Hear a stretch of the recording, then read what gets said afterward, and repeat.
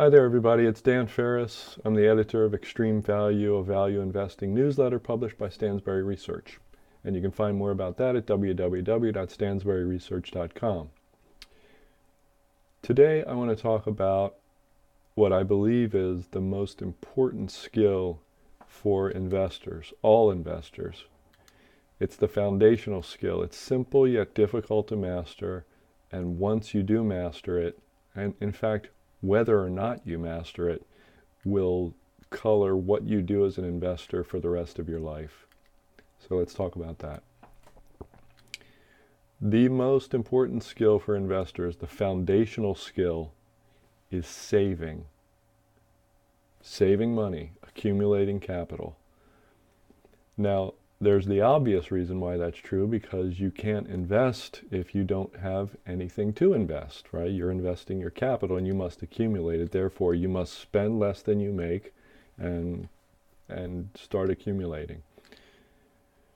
Now, in saving itself, I think the most important thing is, when it comes down to the skill of actually saving,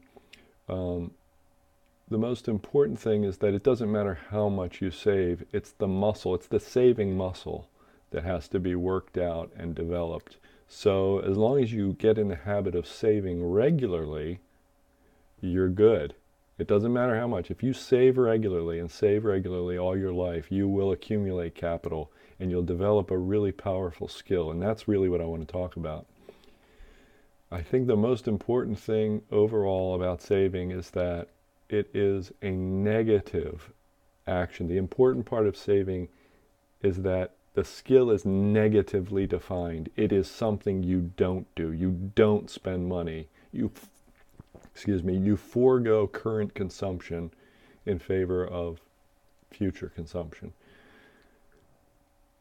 I can't tell you how overwhelmingly powerful that is. That act of not spending and accumulating capital, having some respect for that money you've made, it colors your actions and your attitudes for the rest of your life, and it will help you do other negative things like avoiding risk, not buying stocks and bonds and other investments that have too much risk in them and are too likely to permanently impair that capital that you saved. That's one thing. Another negative skill that you will need is, once you have found something worth owning, not selling, holding long enough to let the compounding work for you. Those are probably the two biggies, really. And I don't even know if there's a lot more to say about it than that.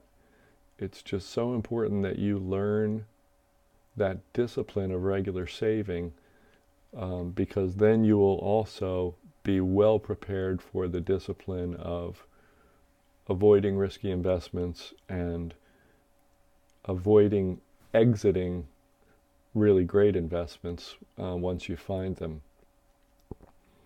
And I think there are certain times when this negative skill is really on display.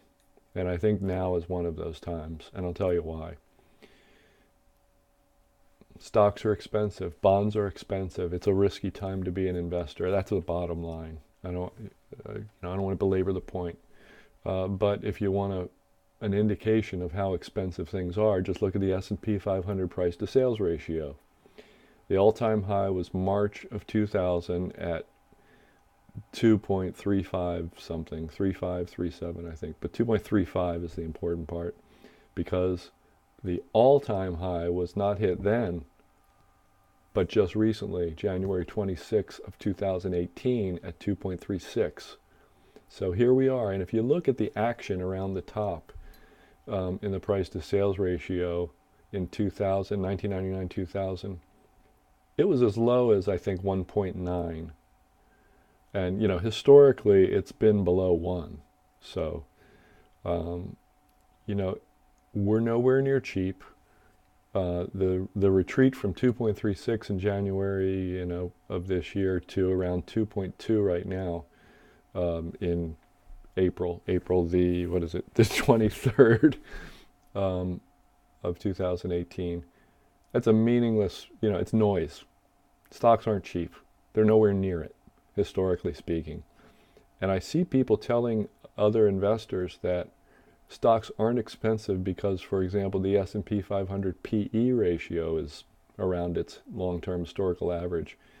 But I think that does investors a great disservice because the price to sales ratio correlates much, much better with subsequent 10-year returns, or has correlated better in history up to this moment with subsequent 10-year returns.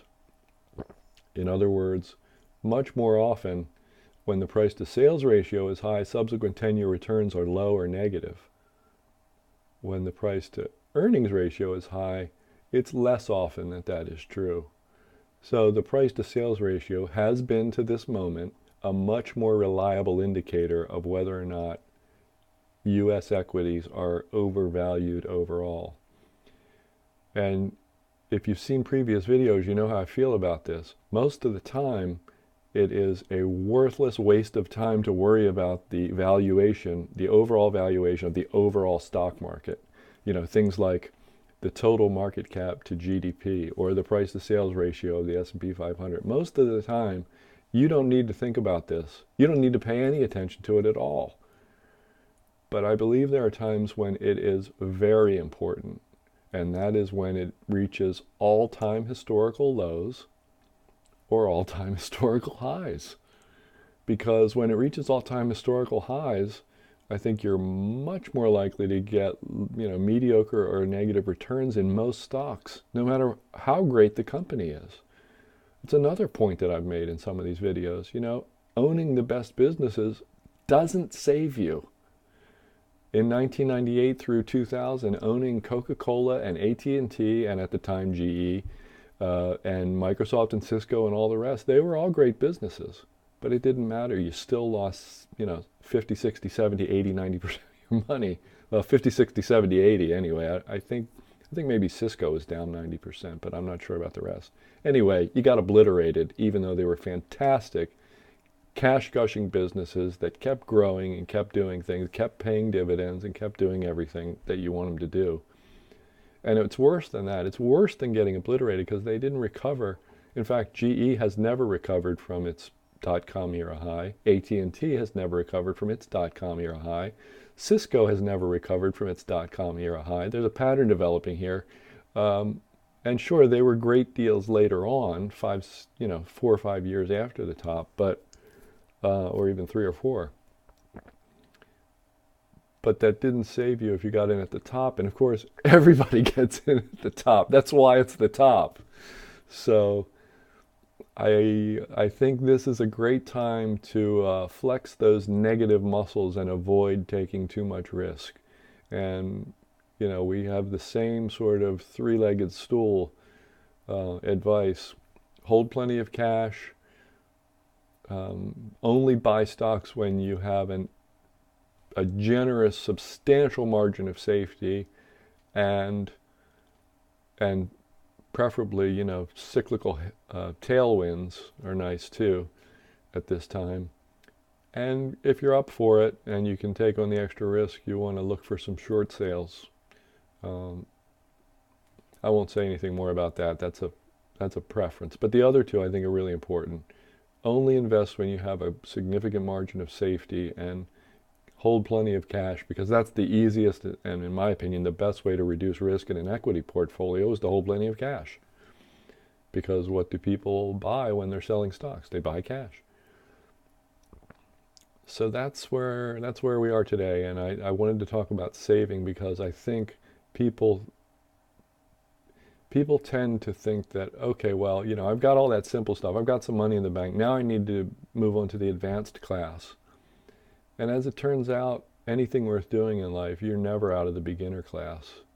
You're always if you always approach it like a novice, that you have something to learn and you haven't mastered everything and you're humble before the market or whatever it is, you're in a better frame of mind to learn and grow and not blow yourself up as an investor.